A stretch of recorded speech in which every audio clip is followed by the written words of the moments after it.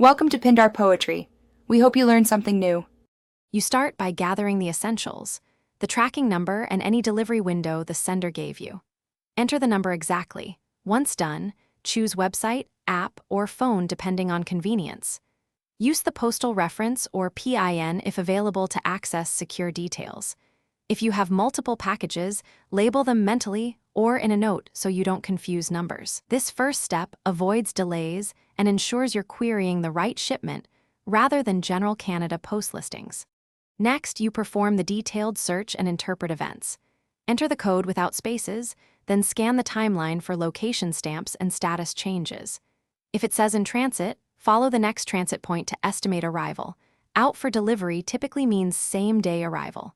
Use the processing center name and postal code to verify routing.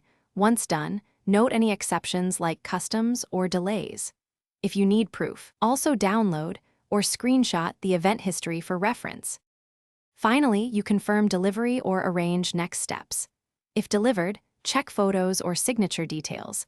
If missed, request redelivery or pickup at the local depot using your reference or PIN. For problems, call or use the app with the tracking number ready and request an investigation or claim for loss. One key troubleshooting tip: if events haven't moved in 48 hours, verify the address and customs status first, because those are the most common causes of prolonged delays.